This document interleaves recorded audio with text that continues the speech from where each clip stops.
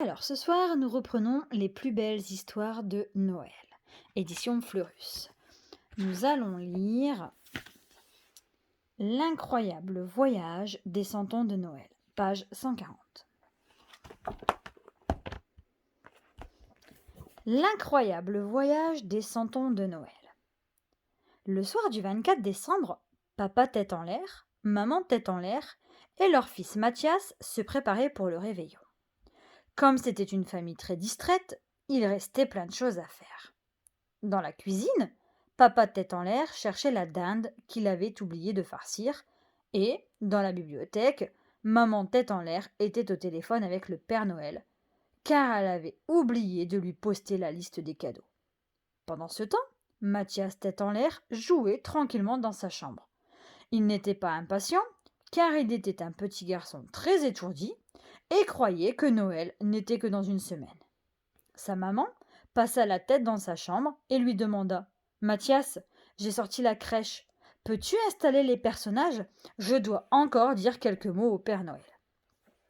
Mathias abandonna ses jouets et courut au salon.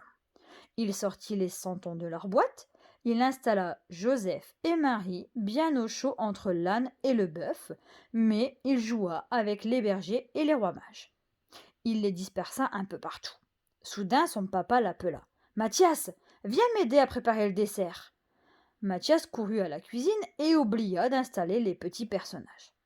Bientôt, les rois mages, chargés de cadeaux, s'impatientèrent. Ils enfourchèrent leurs grands chameaux et partirent au trot à la recherche du bébé de Marie. Les rois mages s'égarèrent dans la chambre de Mathias. Ils croisèrent un berger qui faisait paître ses moutons. Bonjour, ami.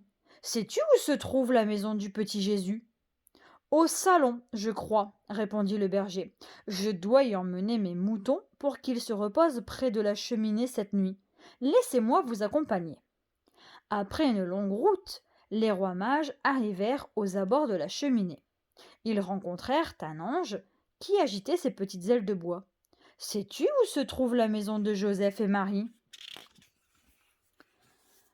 Suivez l'étoile qui brille au-dessus du sapin, répondit l'ange. Elle vous montrera le chemin. Les rois mages se remirent en marche. L'étoile de Noël les guida toute la nuit. Au petit matin, ils aperçurent la crèche au pied du sapin.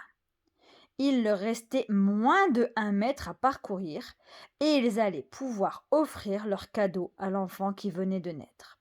Hélas, à cet instant, Mathias et ses parents entrèrent dans le salon pour ouvrir leurs cadeaux. Maman tête en l'air était très distraite, mais elle remarqua quand même que les rois mages étaient en avance.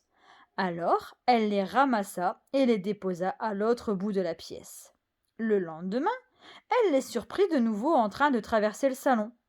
Ce n'est pas le moment, dit-elle en riant. Il faut attendre l'épiphanie. Et, une nouvelle fois, elle les replaça à leur point de départ.